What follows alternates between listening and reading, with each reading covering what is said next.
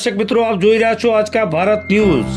રાધનપુરમાં VVIP આગમનથી શહેર ઠપ, કલાકો સુધી ટ્રાફિક જામ, દર્દીઓ સહિત સરકારી બસો અને વાહન ચાલકો પરેશાન બન્યા। ઉત્તર પ્રદેશના રાજ્યપાલ આનંદીબેન પટેલના કાફલા દરમિયાન રાધનપુરમાં મુખ્ય માર્ગો બ્લોક કરાયા, વિકલ્પ માર્ગ વગર વાહન ચાલકો અટવાયા। વીવીઆઈપી માટે રાધનપુર શહેર બંધ, જનતા બંધક। રાધનપુરમાં કલાકો સુધી ટ્રાફિક સર્જાયો, કાફલા માટે રસ્તા સીલ, દર્દીઓ અટવાયા, વ્યવસ્થા સામે નાગરિકોમાં રોષ। પાટણ જિલ્લાના રાધનપુર આનંદીબેન પટેલના આગમન દરમિયાન શહેરમાં ભારે ટ્રાફિક કંકાસ સર્જાયો છે।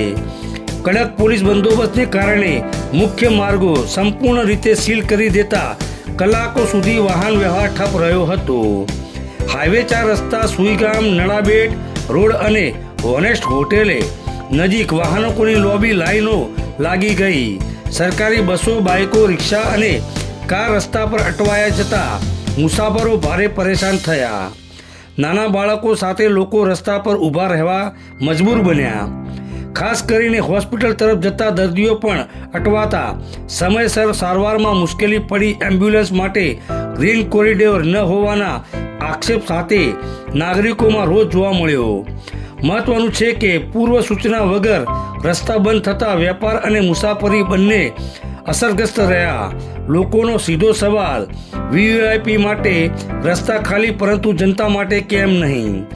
લોકોએ માંગ કરી છે કે આગામી કાર્યક્રમમાં પૂર્વ સૂચના, ટ્રાફિક ડાયવર્ઝન અને એમ્બ્યુલન્સ માટે ખાસ માર્ગ ફરજિયાત રાખવામાં આવે।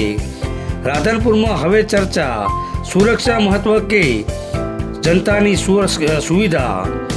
રિપોર્ટર અનિલ રામાનુજ, રાધનપુર, પાટણ। आज का भारत न्यूज।